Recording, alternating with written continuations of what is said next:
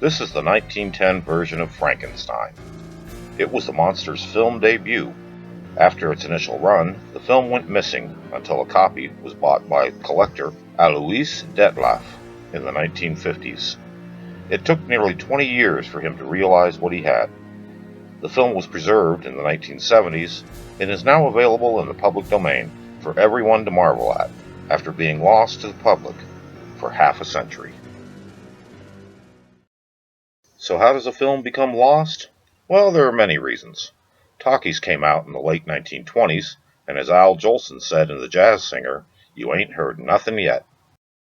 Before long, most movie studios looked at the vaults of silent films as ancient relics with little value. Universal Studios, for instance, decided in 1948 to toss out all of its remaining silent film inventory to make room in its storage vaults. Until television arrived in the 1950s, there was no secondary market for old films, especially silents. After TV, it would take another 30 years for VHS tape to arrive, and then another decade for DVDs. Simply put, there was no money in old films. That is, except for the silver content of old cellulose nitrate film. Many movies were destroyed just to recoup meager amounts of this precious metal. And cellulose nitrate film had another shortcoming. It was highly flammable.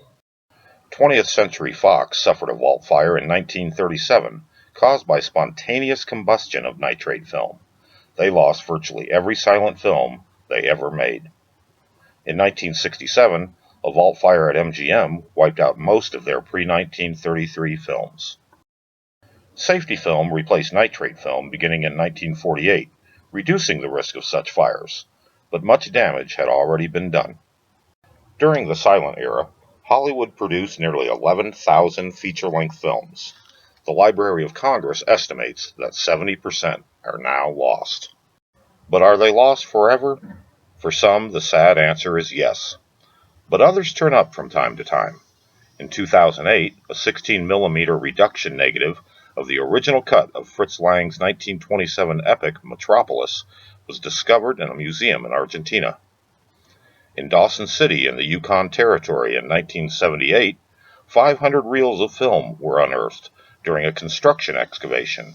They had been preserved in the permafrost. Other treasures are yet to be found. One of the most sought-after lost films is 1927's London After Midnight, starring Lon Chaney. The last known copy was destroyed in the 1967 MGM vault fire. Perhaps a copy still exists somewhere, in a private collection, in an uncatalogued film archive, in a second-hand store that bought out an old movie house, waiting silently to be rediscovered.